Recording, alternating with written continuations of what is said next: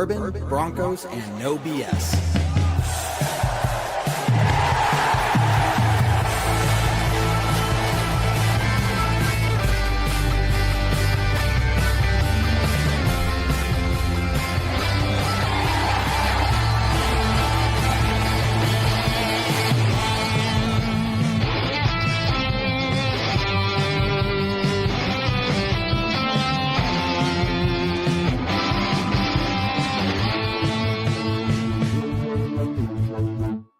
Fans, brews, and Broncos news.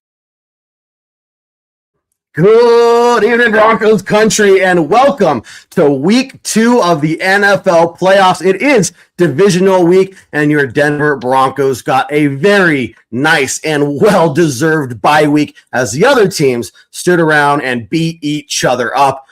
Tons of injuries, all that good stuff. That's going to favor the Broncos because, not to saying I'm happy people got injured, but when these guys are beating up each other, Broncos sitting back, relaxing, getting iced up and everything to recover from all of their injuries. But we're going to be talking about these playoff games from this last weekend and then finishing up with talking about the Bills versus Jaguars games because we now know that the Broncos will be playing the Buffalo Bills this Saturday. We don't know exactly what time yet, but either way, it's going to be Saturday. And it's going to be a rematch from last year's wild card game. So, guys, post your comments, post your questions. Let's start talking about it. Going to go around the horn here. Adam, sir, here we are. Divisional week, a first home game in Denver for the playoffs in 10 years.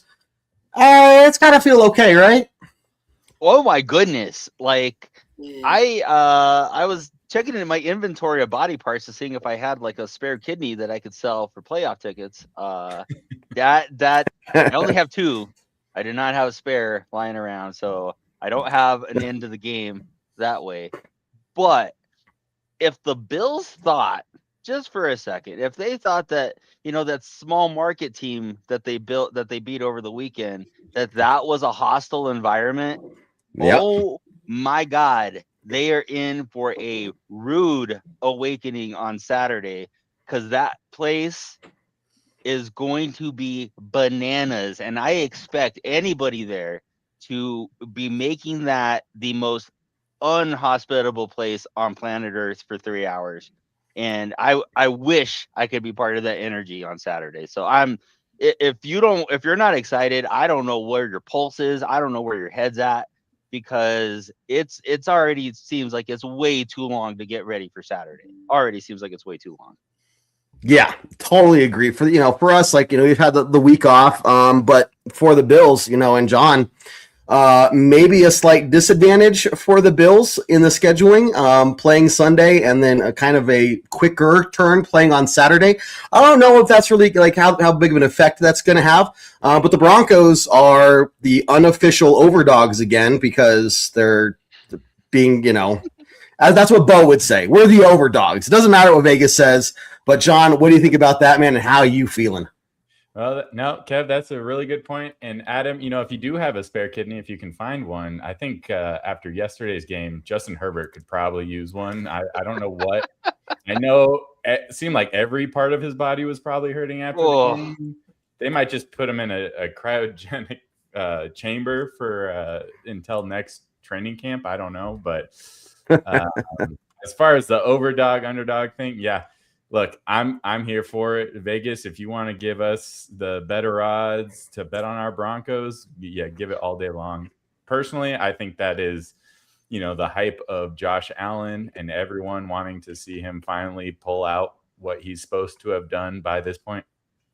Man, he hasn't. And this is kind of supposed to be his year with all the other, big quarterbacks out of the game. Or out of the playoffs anyway. So, yeah, I'm okay with it.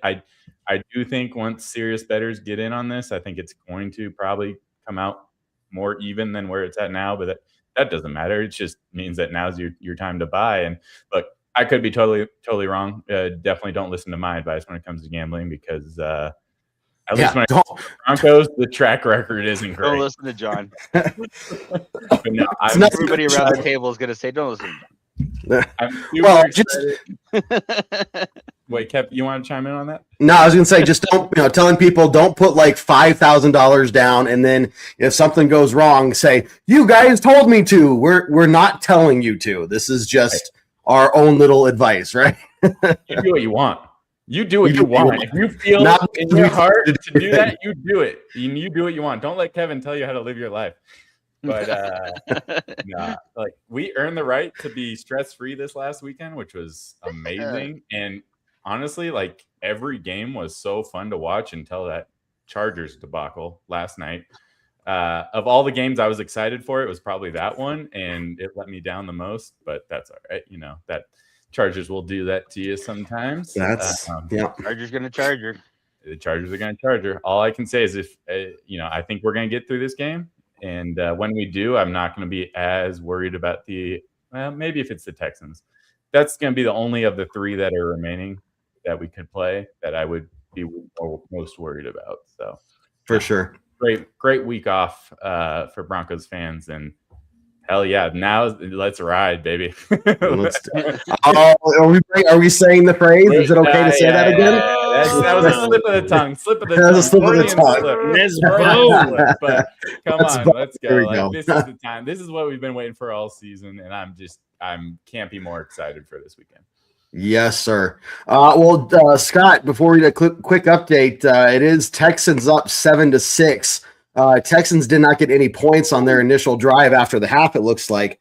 After the half. So it's a very close game. But, Scott, there are a few things that are just consistent in life. Death, taxes, the Chargers are going to Charger, and the Buffalo Bills are going to buckle. That happens every year at some point. In case any Buffalo fans out there, I just want you to see, I have it on the pedestal next to me right here. I have your Super Bowl trophy from, that you guys want. It's still invisible. And so, yeah, I just don't know what to say about that. But Scott, sir, how are you feeling? What you thinking, man? Well, I think I saw him carting in an iron lung for Herbert at the end of the game. So we know where he is. He is in that iron lung recovery. As far as the Buffalo Bills, I think, and I like Josh Allen, like him a lot. Same. I'm gonna feel bad for him when he gets knocked down 6, 7.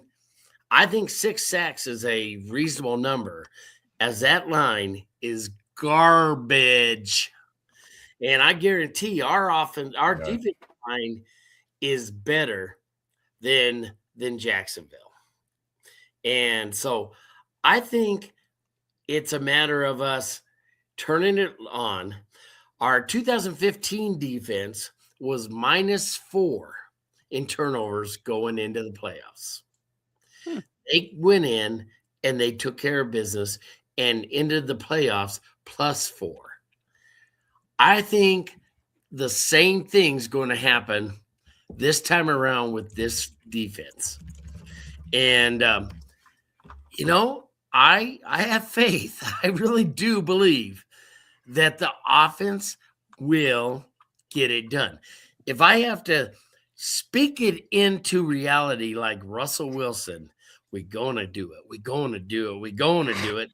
We're going to do it, man. Bo's going to bring his A game. We're going to be smart. We're going to throw the ball efficiently. We're going to run the ball efficiently. Nothing about that Bills defense really scares me.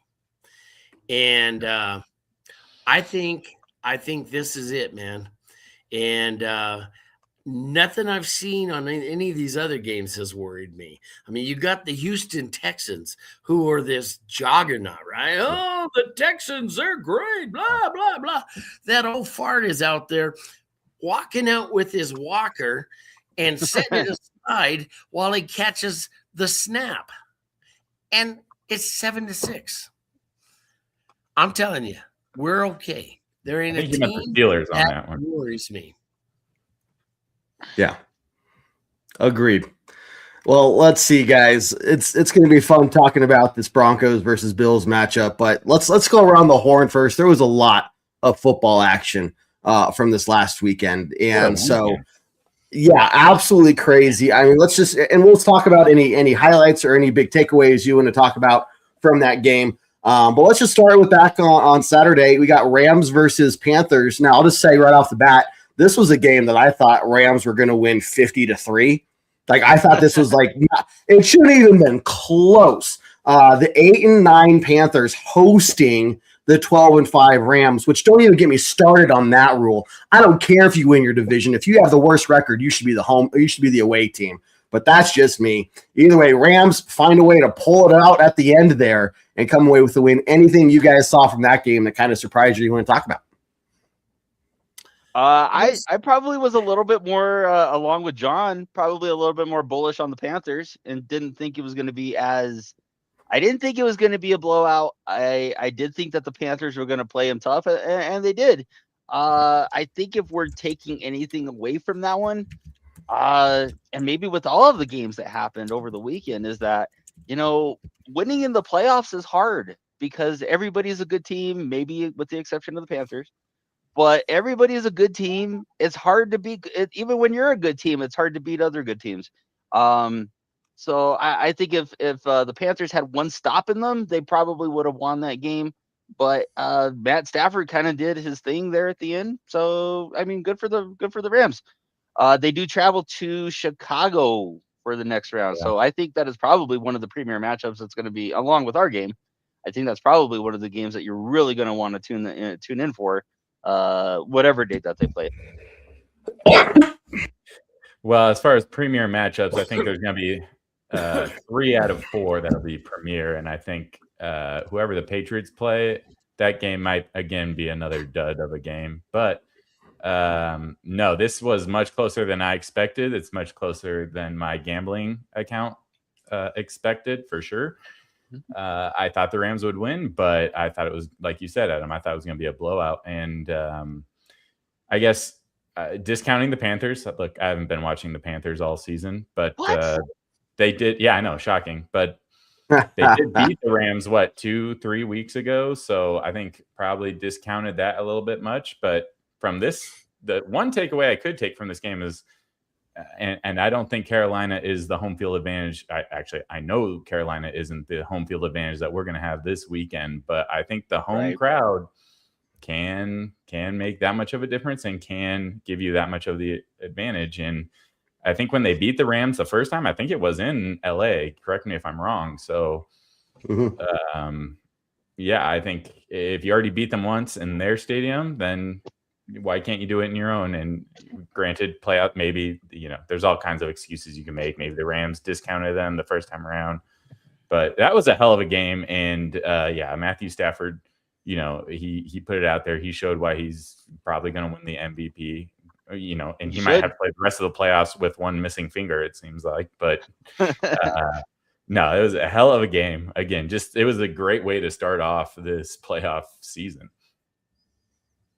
Yeah, Matthew Stafford is a warrior. And, I used to discount him when he was in Detroit because I just didn't think he was the guy. And, you watch him and he's the real deal. Guy can just sling it. And I was shocked that they struggled. I was impressed with Bryce Young.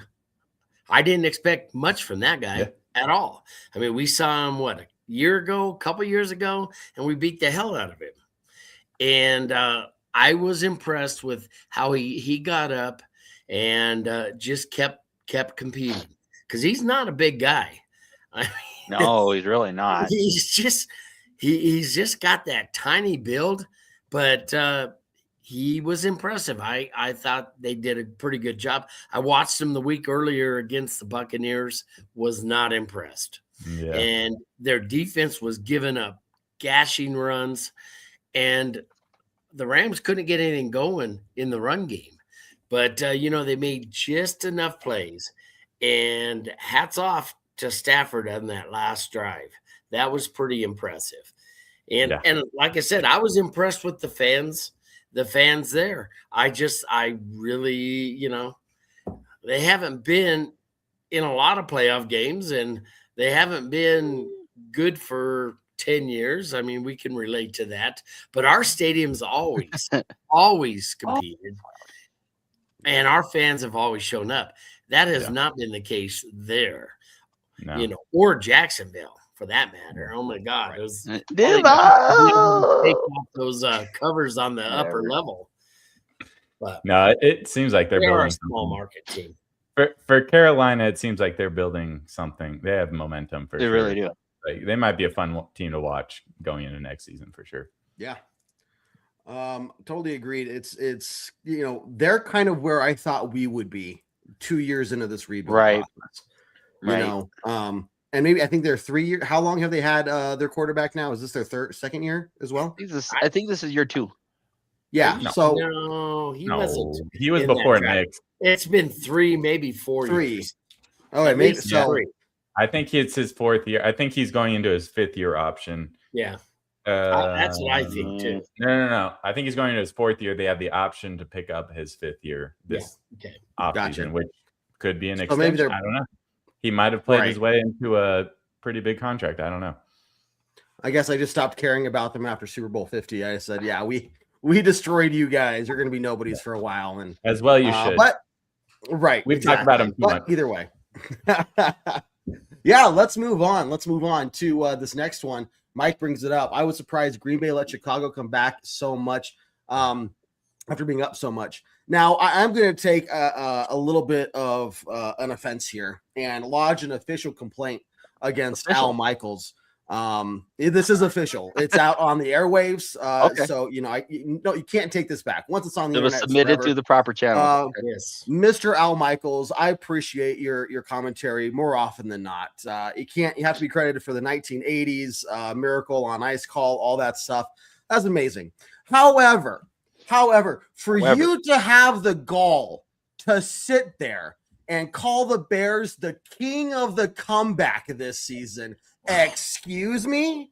Have you forgotten about the real blue and orange team out there who has come back a little bit more and a little bit bigger than the Denver Broncos have all season long? So I'm just calling it right now, Mr. Al Michaels, sir. You and I have a problem, and I do expect my apology to be handwritten and mailed to me. If you need an address, let me know. I'll get that over to you.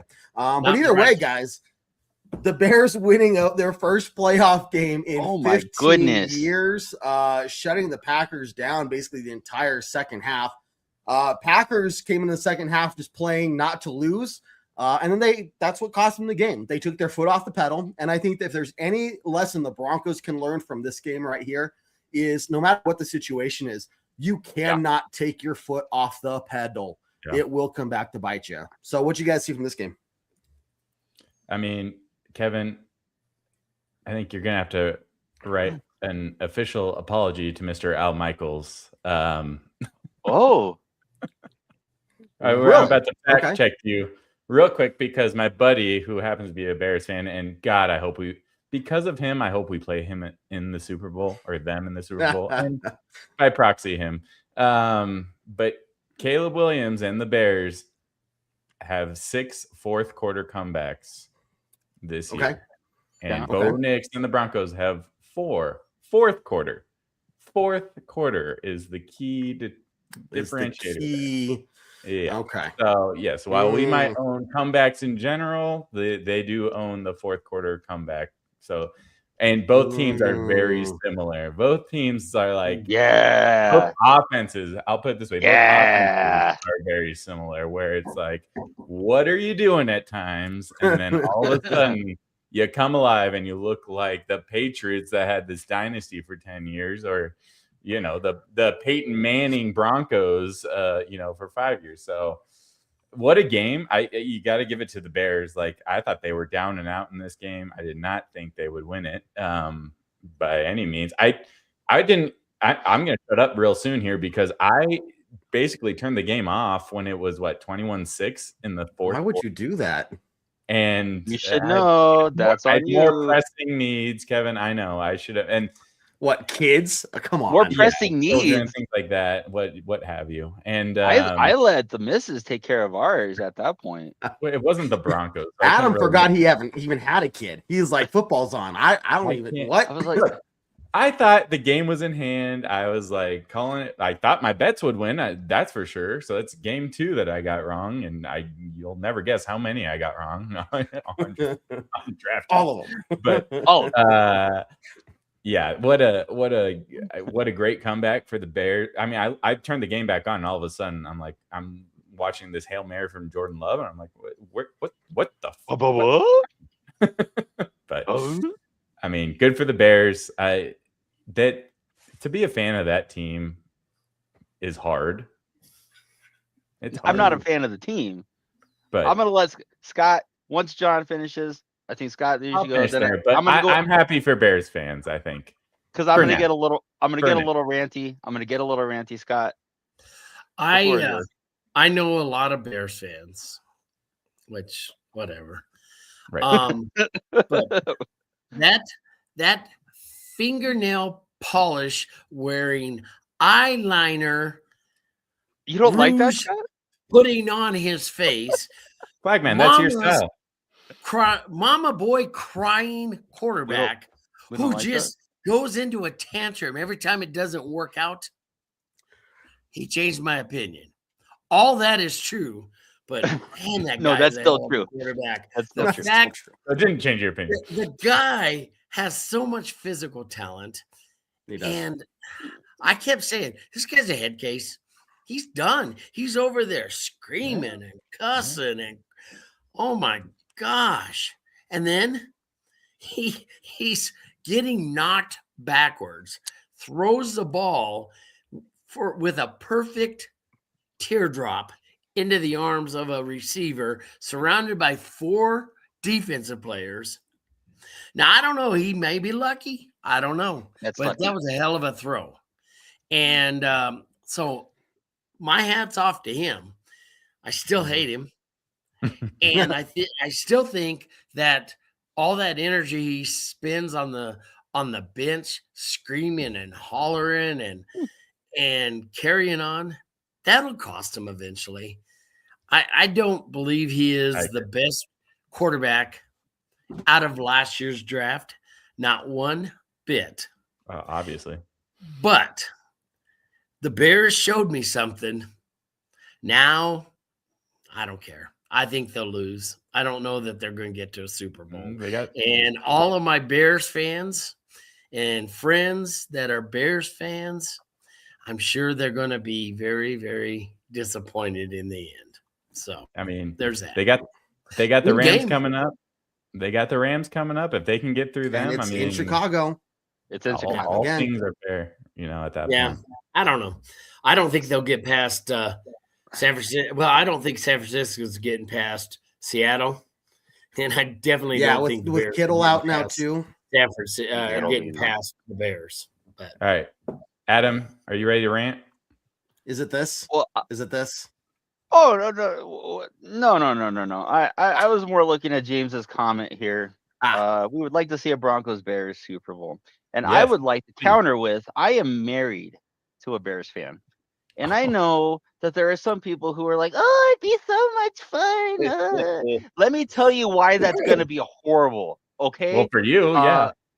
Because either way, somebody loses. Now, if it's going to be the Bear, if the Bears win that, which they're not, it's going to make for a very salty husband, and that's just not a good thing to have. And let's also face facts. I would really hate to have to kick their ass in the Super Bowl. As much as I hate mayonnaise, and you know how much I hate mayonnaise. So it is one side loses. Mayonnaise? And it's not good. And it's not good. I don't want to live with that kind of marital strife. When the Rockies played the Cubs in a wild card game, divorce papers were almost drafted. And the stakes for a Super Bowl are going to be that much higher. And I am not. I do not want this. I don't ever root for the Broncos to lose. I don't even root for the Bears to lose. but I really don't want it at the same time. If they win it next year, we win it this year, whatever the case may be. Adam, put some spice in your life, you know. Let's make things interesting. Oh no.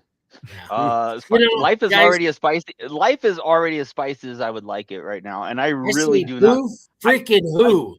I got a woman. I'm seeing no love. I gave love to everybody in the comment section. I'm getting no love on this one. No. Screw you guys. I'm going home. Flagman has you beat this week. You can't complain about a hypothetical that is true. When Flagman has the Bills coming up this week. Yeah. Yep. And we will talk about that in a moment. Before we get to halftime, let's go over one more game here, guys. Yeah, Broncos won. Adams on the couch. Probably. I would see I'll take it. I'll take it. God's taking us for a ride. And I like it. Yes. Go Broncos. The Broncos that bear. Chicken wing on that Bronco bear. Yeah. Got a freaking Buffalo Bills helmet on my snowman over there. Oh. Jim Kelly. Normally I don't mind it, but this week. Wait. So Flagman, is your room split in half? Like this is the Broncos section and the other half is Bills section? No. But I got. Did you divide the room like? No, there's just a little corner up there of Bills. Oh, that's a fan. Now, there's a little corner up there. You know, I don't know. I can't do it. She gets something. She gets something. All right. You know, it's okay. Well, guys, before we go to halftime, let's cover one more game really quickly. Pretty inconsequential for the Broncos. But 49ers versus Eagles. 49ers come away with the win. They did lose Kittle, but last year's Super Bowl champion is now out of the playoffs as well. So we don't have to worry about Philadelphia being in the Super Bowl again because, look, you guys, you've had your moment. You're annoying fans and whatever. Just now go away and be quiet for a while, please. Like, just stop. But anything from this game that you guys want to cover? Oh, well, you know what? Christian McCaffrey is, Josh Allen's the Superman of quarterbacks. Christian McCaffrey is Superman of running backs. He really is. Yeah. That and as far as coaching, I don't know that it gets much better than Shanahan. I mean, they've been injured and beat up all year long. And I don't know. They can't they just seem to be a little snake bit. And the games I want them to win against the Kansas City Chiefs in the Super Bowl, they pissed down their leg at the end of the thing. Yeah. I don't know. But it must be that electrical plant right next to their in their practice fields. There you go. I don't with the way they've dealt with injuries for how many years? Like at least the last 2, 3, 4. I mean, there might be something to that, which is kind of crazy that you wouldn't have figured that out by this point. So I don't know. Maybe it's all conspiracy. Maybe it's not. I don't know. But you're right. Greenlaw and Hufanga are happy to be away from that garbage. I guarantee you that. Yeah, that's true. But yeah, you're right, Flagman. I mean, Shanahan is a hell of a coach to get them in this situation. It feels like every single year when they have dealt with type of injuries that they've dealt with. I mean, it's commendable. And I don't think they make it past Seattle this weekend, but this was another amazing game. And so fun to watch. And yeah, I mean, that's pretty much all I got for this one. It was cool. The 49ers doing 49ers things and finding ways to win the game that, it looked like they might not. Right. So we'll see how that translates. Adam. I mean, Scott, can we call somebody a great coach if when they pee down the side of their legs and don't win a Super Bowl? Like, I don't know. I will give all the praise to baby Shanny for keeping him going this long. But I mean, it's also not like they haven't won anything with anybody that's been. And I mean, sure, they're a good team, but I don't know that I'd want to get. The year that they were in the Super Bowl versus Kansas City, they were the far and away the better team, and so I agree. and then and he was the OC for that Falcons debacle. That's so again, maybe You know who else? You know who else was on that team coaching? Matt LaFleur. Matt LaFleur. Ooh, hate to see that. After that Bears game. Well, the Green Bay thought enough of that to see if they're going to give him another contract. So that's not my circus and not my monkeys on that one. But I mean, I think if Philadelphia had any kind of semblance of good quarterback play, it's not even a question that they probably would have lost that game going away. Jalen Hurts, I mean, is like Mr. Intangible, and that's great. But there's also some of this that's involved with the position, and he's not very good at that. And to the point where he is, I think, alienating some of the other dudes on his team because he's not. Yeah. And again, AJ Brown's a little bit of a head case. Don't get me wrong. You got to talk about AJ Brown in that sense. Then, like AJ Brown, a little bit of a head case. But you know what you do with head cases? You get him the ball. Well, he did get him the ball, and he dropped the ball, didn't he? That's true. So, that's fair. That's fair. I mean, that was a premier matchup of two really good teams. I mean, all hats off to San Francisco for being where they really shouldn't be right now. But man, if you're in Philadelphia, how do you not make it work without many weapons and Saquon Barkley? I mean, it's because you don't got a trigger. You don't got a trigger man, guys. I mean, I'm not saying I'm a Philly apologist. I have friends who are Philly fans. I feel for them in this moment, but it's because you don't got a quarterback, guys. They'll throw a beer at you if you don't apologize for them. That's what you do. Yeah. Here's the big storyline from this game is that the Super Bowl championship or the NFL, the Super Bowl will be passed off to a new team this year. And it's not going to be the Chiefs. We can no longer talk about the Chiefs or Eagles. It is a new team, and that feels really good. And why the hell can it be the Denver Broncos? Hell yeah. Feels like it could be. Feels like it could be. Why not? Hell yeah. All right, guys, stick around. We got a couple more games to talk about. We'll be talking about the Chargers-Patriots game, and then we will follow it up with the Bills versus Jags game and talk about how that's going to translate to the Broncos versus Bills game this Saturday. We're still waiting on the start time for the game. It's either 2:30 p.m. or 6 p.m. Mountain Time kickoff. We're expecting the 2:30 p.m. slot because we also have the 49ers Seahawks game. Yes. So West Coast. They'll probably go with that. But I don't know. Josh Allen. They want Josh Allen in the Super Bowl. I wouldn't be surprised. Yeah. I don't know. So stick around, guys. We have that to talk about. But first, we need a quick break because we have to talk about some other things. First off, tomorrow night, Tuesday night, we got our Divisional Round edition. First ever Divisional Round edition of Bourbon, Broncos, and No BS. That is right, guys. After 10 years. Last year was our first wild card show. Next week or tomorrow is going to be our first ever Divisional Round show. So get ready for it. We'll be live starting at 7 p.m. Mountain Time. Make sure you tune in as we start breaking down in more detail the Broncos versus Bills game. We also got our pregame podcast coming up later this week. Make sure you follow us on iTunes, Spotify, Google Play, Stitcher, wherever you listen to your podcast. And then game day. Got something cool going on. Normally we're live 1 hour before kickoff. This week we'll do something a little different. We'll be live 1 hour and 15 minutes before kickoff, where the first 15 minutes of the show, I will be live at the Flag Man tailgate before we start tearing down to go into the game. Just getting everybody on camera, hyping everybody up, getting you guys to share your thoughts and remind everyone to get loud in the stadium and everything like that. So make sure you tune in 1 hour and 15 minutes before kickoff so you can see the Flagman tailgate and get a little pumped up and amped up yourself. You can see how excited everybody is at the stadium before they all head in there. We're also going to be live at halftime, as always, for the Halftime Hash Show. making just kind of doing our quick reaction, breaking down everything we saw from the first half and talking about what the Broncos need to do to win in the second half. So I fully expect that the first half will be maybe a little ugly, and that's expected, but then the second half will be better. So I'm just going to remind myself of that before I go on any major tirades during the halftime show. What? But either way, we'll be live at halftime as well, guys.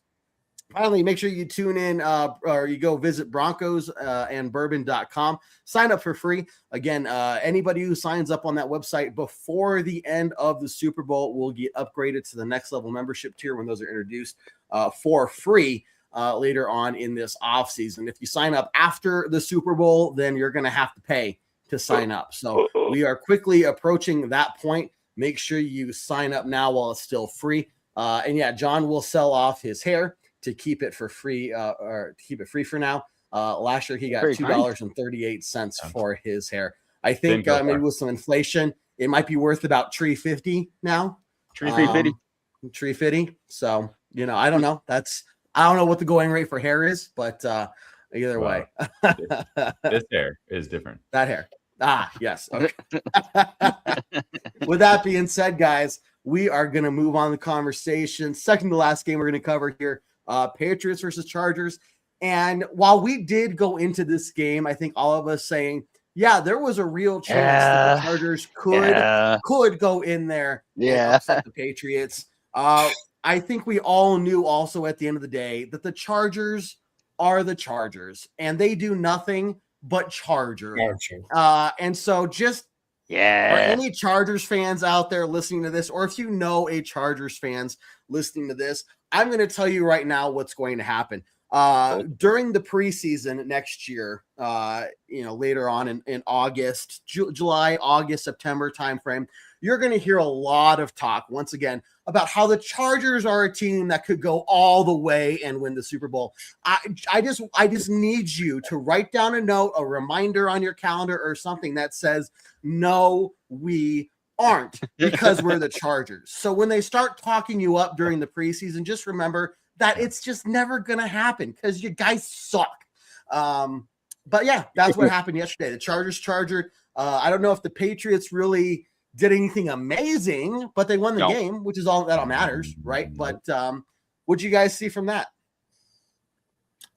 I don't know. Go ahead, Scott. I was just going to say, I saw two very good teams, I guess. I didn't see that. But I was not impressed. I wasn't impressed with the intensity that the Chargers brought. I wasn't. I mean, their garbage line was even worse and got worse throughout the game. They couldn't catch a ball. I mean, what the hell was going on? You had receivers that were catching everything in the middle of the season that couldn't catch a simple crossing route. The running backs were awful. And not that New England needed to be that much better, because they weren't, but they made enough plays, and they required just enough from Drake May to not get themselves beat. I was not impressed. Overall, not impressed. No, it was a lackluster game. Chargers had the advantage. They got to go to the East Coast in a primetime game, which means they're feeling like it's 2 or 3 hours earlier. So they should be feeling like they are, at 5. What time was the game time yesterday? It was like 6. 6, yeah. So when the game starts, it feels like 3 o'clock to them. So their rhythm, their sleep schedule, everything like that, like they have the advantage in that respect. And there's statistics on this. They should have the upper hand here. And I don't want to go that far in the rabbit hole there, especially on this podcast where we're all scientists. But I am indubitably. This Chargers team that showed up, look, they rested players to avoid. They basically gave us the game in week 18, right? Like they did not look competitive. It looked like they wanted to lose the game. It looked like they selected this matchup they wanted to go to the Patriots this week, and you show up and look like that. I mean, come on, like Justin Herbert, become Allen, right? Become Josh Allen. Take over this game like he does in the regular season. And this is classic Herbert playoff game. Like, you haven't won a game in the playoffs. Like, take that monkey off your back. Like, come on. And I feel for Chargers fans, like true Chargers fans, because I think they're all in my family. I don't know of any Chargers fans that aren't in my family. I'm sure they exist. They have to. There's enough people in LA. Most of them are 18-year-old little girls.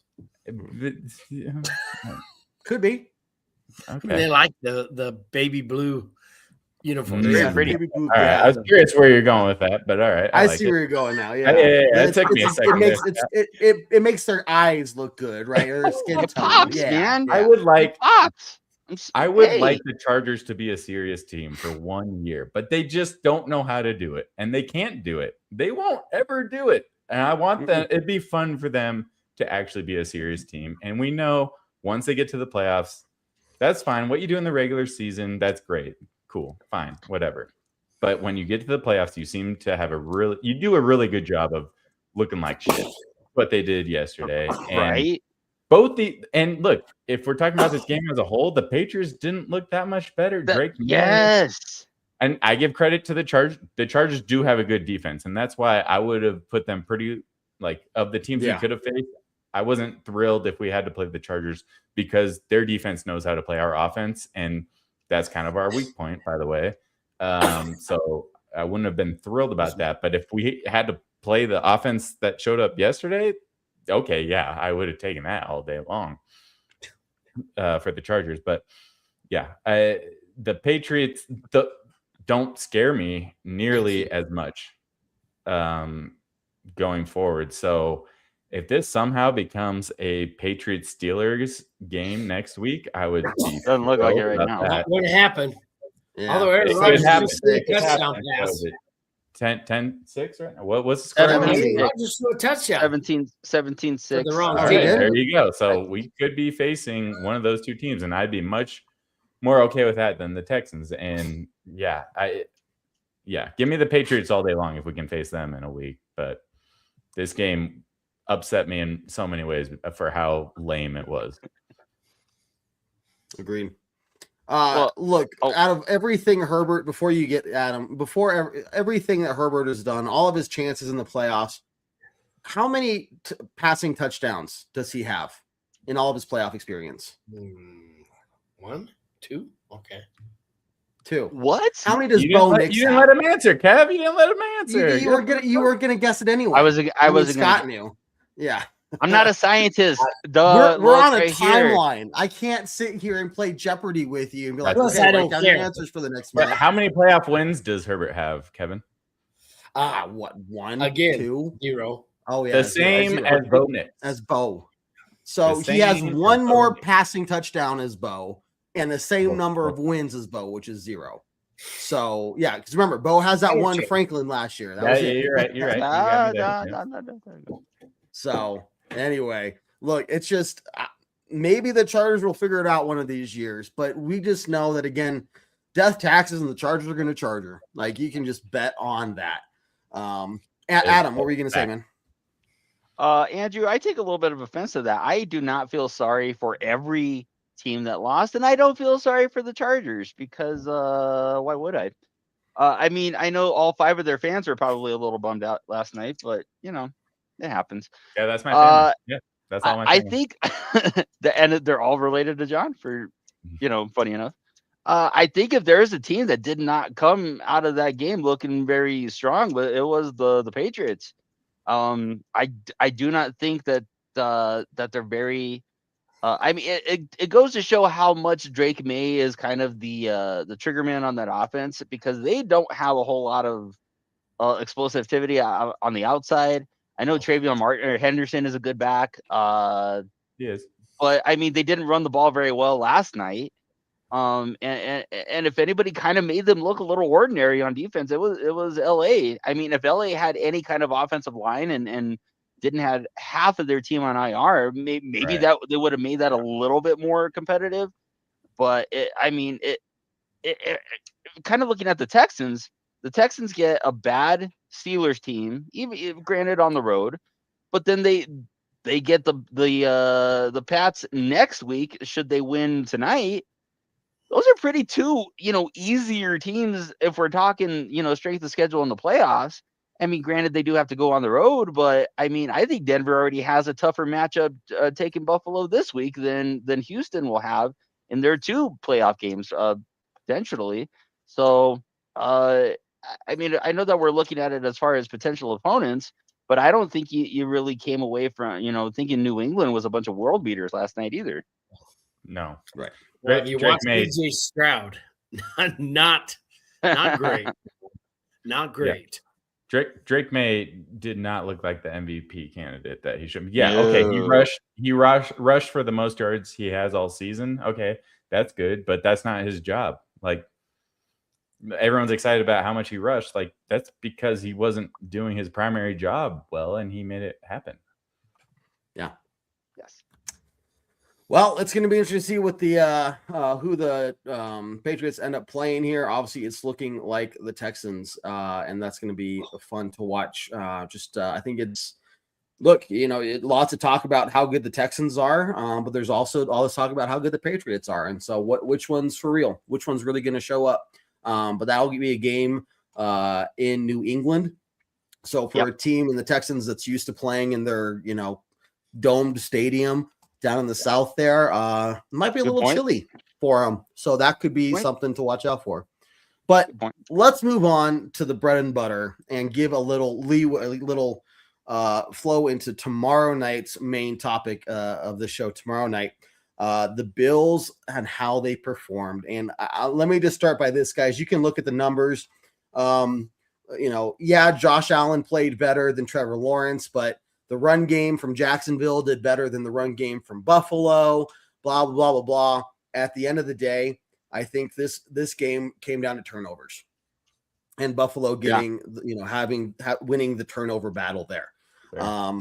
It was a very even game all game long until both teams got 2 touchdowns at the very end. So some fourth quarter, magic from both teams really, but it just ultimately ended with who had the ball last, and I think that a big part of that is those turnovers, right? So I think if anything, Jacksonville kind of gave a good maybe blueprint, or gave the Broncos some idea of like, hey, here's kind of how we try to stop them, and it was mildly successful. Like they kept it close, right? But it just comes down to, man, we have got to protect the ball, and we have got to find a way to get the ball back from them. And if we can do that, I think those are going to be the biggest things for the Broncos. But what did you see from the Bills yesterday, guys? And what do you think about it going into this next week?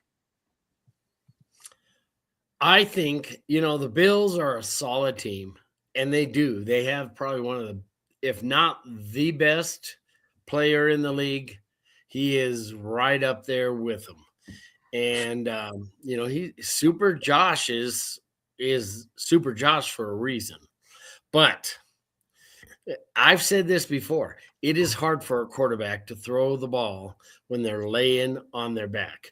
And I predict 6 sacks by the Broncos and 3 turnovers. And I think at least one of them goes to the end zone. So that's my prediction. I think we're gonna beat the hell out of this offense. They're already beat up. They don't have a lot of weapons. We got to do something about their tight ends to keep them under control. But the best way to control them is keep Josh from standing back there and dancing around and getting away from us. Yeah. And then we do need to have some ball control on our sides. And the Bills' defense is not super intimidating.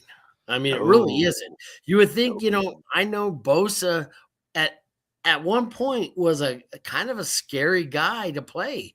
He's not. He always looks out of position. He's just not the same guy.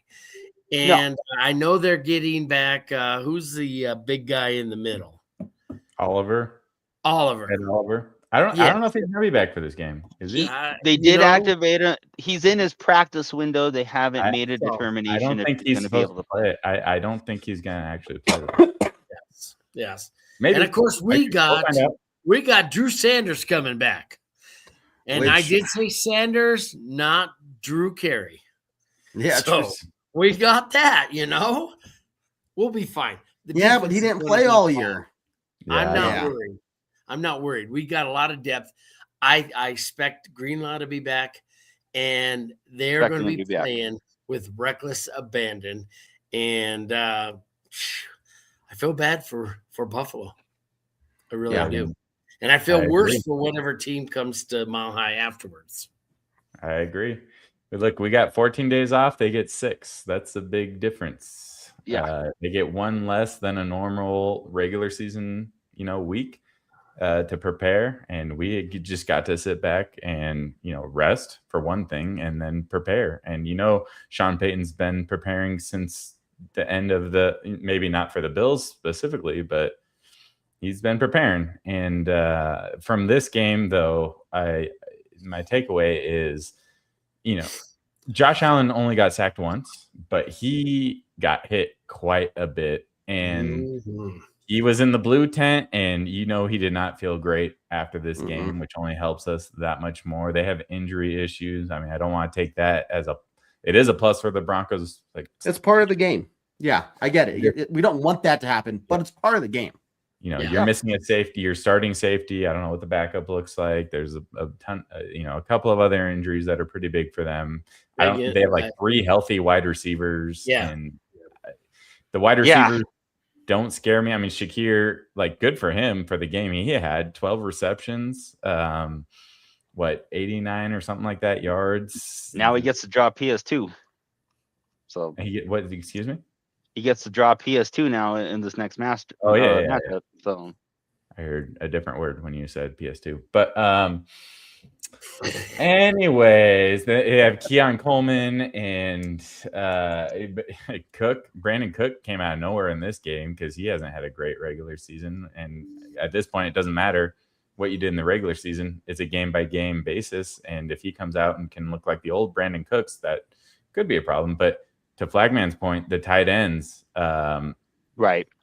That's how they can get those 5-6 yards of play and kind of just take a 15-16 yard drive and wear out the defense. So that's where we're going to have to focus. And that's kind of what we saw in this game a little bit. We have to limit Josh Allen's rushing. But the biggest thing for me is James Cook.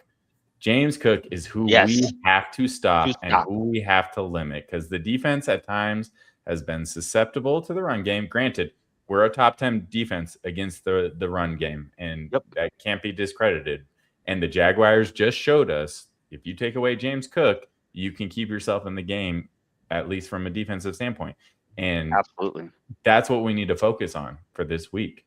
We don't need to worry about the wide receivers as much. We don't need figure out a scheme that can take away the tight ends away, and then focus on Josh Allen and James Cook, and don't let them beat you with their legs. That's the biggest concern. But of any team going into this week, I like this matchup the best because their defense is susceptible. It is susceptible. Yeah. I didn't want to play the Chargers defense. I didn't want to play the Texans defense. Chargers defense knew how to play the Broncos defense or Broncos offense. They made Bo Nix uncomfortable in 2 games this year. And Jim Harbaugh. I get this. I fuck this up 50% of the time. One of the Harbaughs. He knows how to play the Broncos. So this is the best matchup. It's going to come down to our defense getting us into the next stage of the playoffs. Yeah. Their best weapon is Josh Allen, and our best weapon is our defense, and we have to take him away and win this game that way. I agree. Anyway. That's not best. As Jeremy says, it's those little things. We have to tackle. We have to wrap up. If we come out there, and I'm expecting maybe a little bit of cobwebs, right? Maybe a little rust, right? No. I don't know. But either way, agree. like they have got to figure out really quickly. All right. You got to tackle. You've got to contain Josh Allen. One of the things that was a big reason why we lost last year was James Cook just went off on us. We didn't really do a good job against stopping him last year. And so look, we've done well against the run this year. The games in Denver, like things are on our side. These guys just have to show up. And really, the only time we saw this year, if the Broncos choose to show up and play, they're going to win the game, right? Except for those 2 instances earlier on. It's when they show up and kind of well, maybe we can just skate by this. That's when things go really, really bad for them. So hopefully this is where it's like that loss against Jacksonville is just like hopefully a good lesson learned for them. Yeah. Remember that? Yeah. Right. And they say we're not going to let that happen again. No. So let's see. Yeah. Whoa. It's Angela. How you doing, Angela? I mean, I think what that game against Jacksonville really showed, and I really hope Sean Payton is at home watching this. Sean, we know that you're watching the show. So the Buffalo defense can be run on, and they give up about 128 yards a game on the ground. They are near the bottom of the league as far as stopping the run. They have had their issues stopping the run all year. They're not going to have one of their defensive tackles in there. They're going to be banged up on the defensive side. I believe Jared Poyer is not going to be in the game. Nope. Plus, they're just not as good as they've been in the past. So I implore you, Sean Payton, if you're watching, run the damn ball. I want RJ Harvey with 12 to 15 carries in this game. I want Jaleel McLaughlin to have about 5 to 7 carries. I even want Tyler Bidet to maybe get a carry in there and maybe give us some cover in the pass game.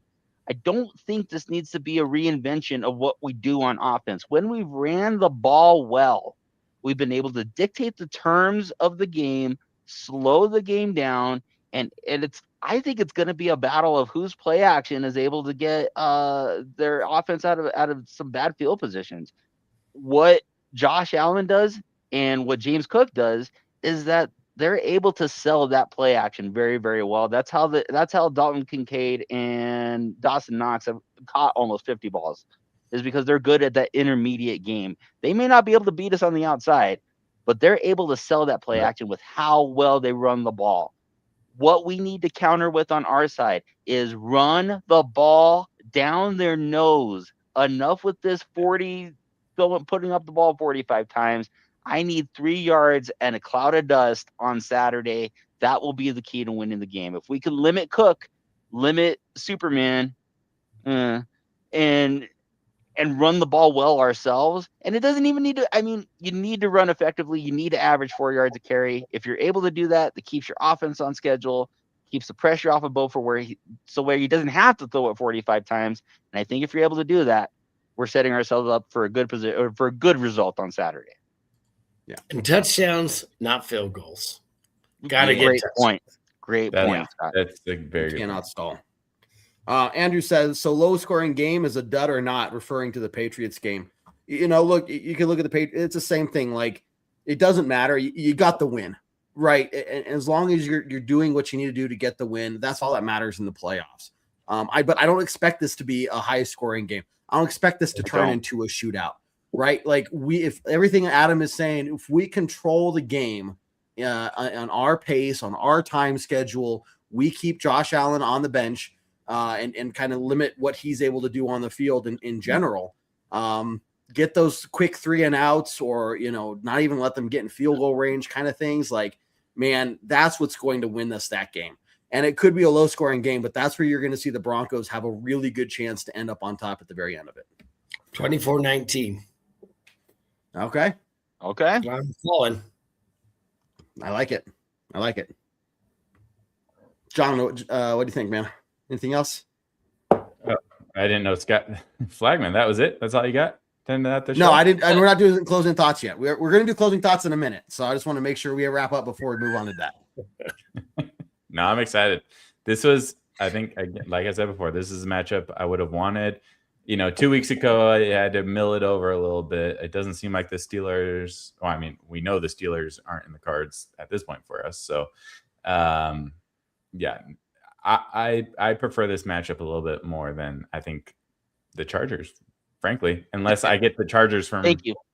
Yeah. Unless I get the Chargers from yesterday, or 2 days ago, I can't remember. My mind's a blank. But yeah, if I get the Chargers that played yesterday, then yeah, of course I'll take that every day of every season. Yeah, but this is the defense I want to play, and I think we're getting strength against strength here. Yeah. Well, that's what Ken says. Is the Broncos run defense going to show up? Because if I'm the Bills, I stay in heavy sets, make them run, even if it means make Vance Joseph show the defense can stop the run. Yeah, I'd agree, man. I agree. I think you're going to see a lot of 5-man fronts from Denver. When Denver's been able to stay in 5-man fronts, they've been able to really get after the quarterback. They're able to bring that extra defensive lineman in for those heavy run sets. If there's a guy that's been really good so far, it's 𝐁𝐫𝐿𝐥𝐿, who's been able to kind of be that substitute defensive tackle. Dude is just a monster in the middle. He's going to be a guy that's going to have a big outcome on the game. But I'm with you, Kev. I think that if these current playoffs have and these games have shown us anything, is that when the level of competition goes up, those scores are going to be tight. I don't know that it's necessarily. I mean, I love the enthusiasm. I don't know that it's going to be a shootout. I don't know that it's going to be a belt to butt type of game, but I do think it's going to be one of those 23-13, 23-20 type of games. And it's really kind of, Denver's is the king of winning ugly. So if it means that we got to get in the muck and we gotta take a couple punches to give a couple punches, that's what we do. That's what we've done all year, and I'm confident we'll do it again on Saturday. Yeah. Hey guys, let's do some closing thoughts as we wrap up the show. Remember, guys, tomorrow night, 7 p.m. Mountain Time, we will be live doing a full in-depth breakdown of Broncos versus Bills and getting ready for this divisional game. I'll go ahead and start just really quickly, guys, because I don't want to forget what I was saying. If I'm Sean Payton, the way I started this week is I rewound the tape from last year. I sit the guys down and say, this is what happened last year. These are the things that went wrong. These are the things that went right. But we have a chance to get these guys back. We have a chance to show them up in our home stadium. And we have got to do everything. We have got to do the little things right. We cannot spend time trying to figure things out in the first half. We've got to get out there. We've got to start playing our game right off the bat. And if we do, we've seen that these guys can do it. And there's the whole talk of, well, is Sean Payton holding back or whatnot? We're about to find out. Yeah. Right. It doesn't matter if he has, we're about to find out, because we're going to have to go out there. We have to take chances. We have to find ways to get in the end zone. And while we want to eat up clock, we've got to get going. But I think it starts with, guys, this is what happened last year. And most of those guys are on the team, right? But get them, feeling like, hey, it's time for some payback. You guys, this was the goal for this year, was you got the playoff experience last year. Now you win the AFC West, then you get the first seed. And now here you are with a chance to shut everybody up again who's been calling you frauds. And look, they're calling you the underdogs at home again, right? Even though you're the 1 seed, man, go out there and light a fire under your ass and get these guys, send the Bills home and off to Cancun early. But that's my thought. Adam, over to you next, man. I think about where we were at this time last year, and it did kind of seem that, Denver did take the game seriously, but there was an element of just happy to be there. They'd ended the snide of the playoff list appearances, and Bo was in his first year. It very much had the makings of this was the accomplishment. This was the best that we could have done. And maybe people forget that game was a lot closer for 3 quarters than what the final score may have said. But we did see the measuring stick, and we did see where maybe we were a little deficient and maybe where we had to get better. I think you've seen that on the defensive side of the ball. I fully expect to see 𝐁𝐫𝐿𝐥𝐿 have maybe a resurgence game. This one, if they're going to be heavy in their run sets, guess what? We're not going to be throwing PJ Locke at you this time. We're going to be throwing probably the best run stuffing safety in the league, and VJ gets to kind of use him as his chess piece to move all over the board. On the offensive side of the ball, again, this isn't the same Buffalo team from 2 years ago or even a season ago.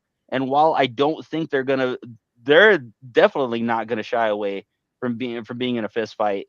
I think if there's a team that showed that we're the team that likes being in those types of games and usually comes out on the better side of those games, it's the Denver Broncos. And I'm fully confident that this has been a good time for them to reset, to get some bumps and bruises taken care of, and to just go kick some ass on Saturday. And it cannot get here soon enough for me. Love it. Great take, Adam. Well, And thank you, Kevin, Kevin. both of you, like, you hit it nail on the head. Like, you're right, Adam. We were just happy to be here last year in the playoffs. Like, and ever since then, all we heard from Sean Payton was, this is a Super Bowl team. And Yeah. we all kind of took it tongue in cheek. And, it's like, okay, is this really a Super Bowl? And all of a sudden, guess who's the number one seed? The Denver Broncos. And from Kevin, Sean said the same thing last year as far as what playing in Buffalo felt like in the playoffs. And he said, I don't want to do that again. I need to find a way to play this game at home. And guess what? We're playing that game at home. So everything he has asked for since then, the team has rallied around that. They've said, we are who we want to be to this point anyways. Like, you can't deny that. And now we get this same game at home. I love that this can be our redemption against that terrible playoff loss from last year. And I can't wait for Sunday. This is two very different teams from a year ago, right? You're right, Saturday. Thank you. Always, thank you. I'm here for you, buddy. But yeah, these are two very different teams, and their defense is much more susceptible. Our defense looks much better. And if you think about last year's game, we were in it until the third quarter, like until the end of the third quarter. Yeah. This was almost a tie. This was a 50-yard field goal away from being a tied game at half. Yeah. And we were in it. You look at the scoreline and you don't think that, and don't get me wrong, the Bills were the better team that day. They outplayed us, but we were still in it. And what we know about this Broncos team is we are a second half team. And if we get in that same situation, I don't expect the same outcomes.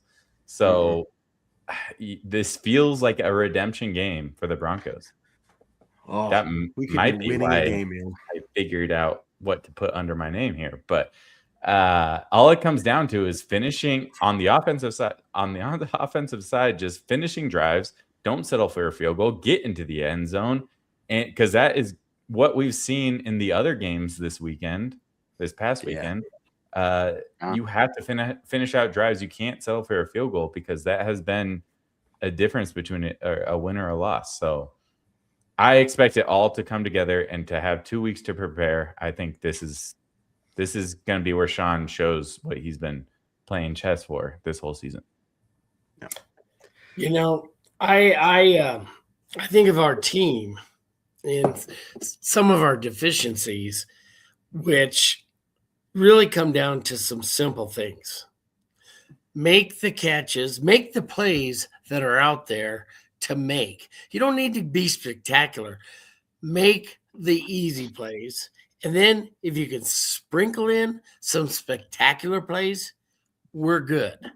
The defense just needs to go out there and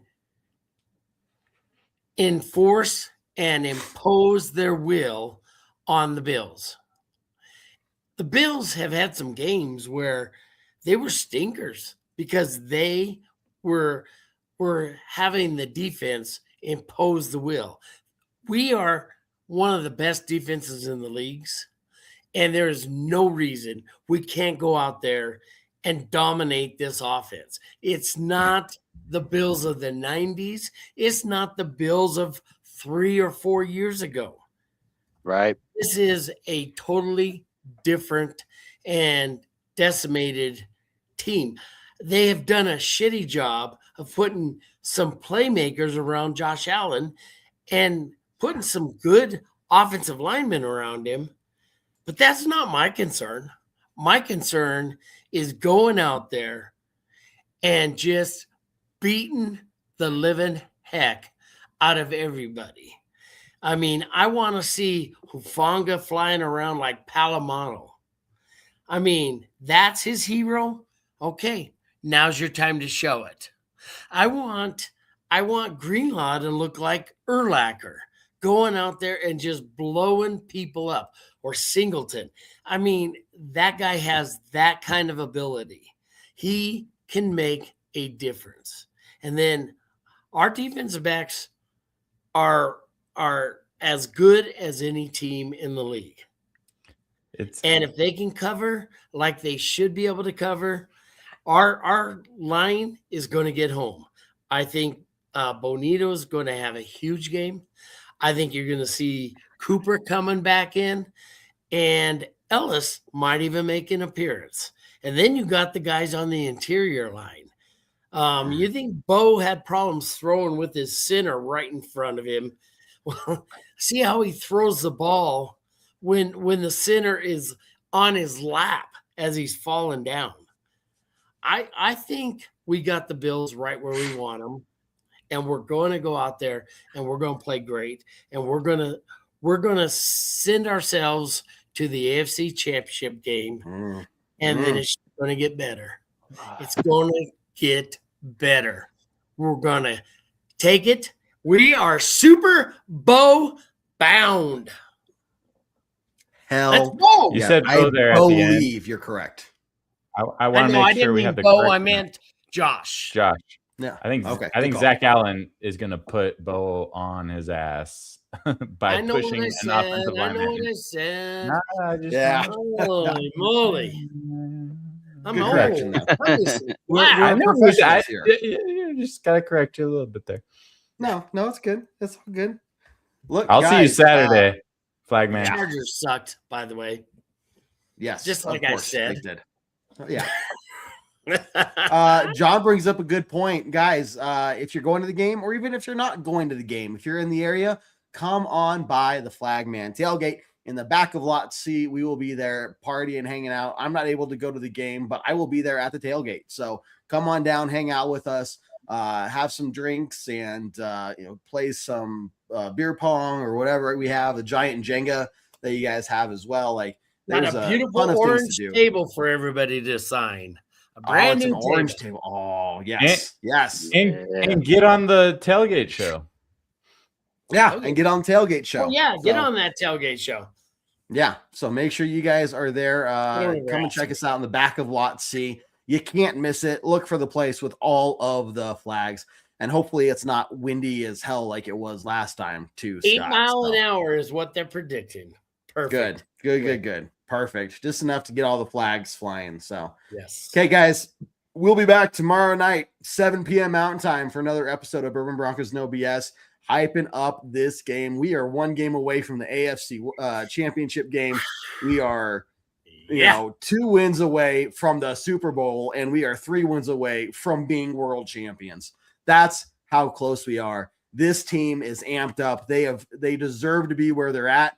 They're rested. They're ready. The leadership's in place. They have the experience from last year. They have the chip on their shoulder from last year to kind of, help them get through that as well. And like I said at the beginning of the season, this year is the year of return to dominance, and they're playing it out perfectly, exactly like I expected. So let's see these guys go out there and win us a game to go on to the championship. Adam, Scott, the Flagman, John, you guys are fantastic as always. Everybody in the comments, thank you very much. We will be waiting for them to announce the game time. We'll be talking about that tomorrow night's show as well. Yeah, hopefully. But look, guys, great show. I know I have nothing left to say other than end this show, as we always do, on a very strong Go Broncos. Go Broncos. Go Broncos. Let's go, baby. Take care, everyone.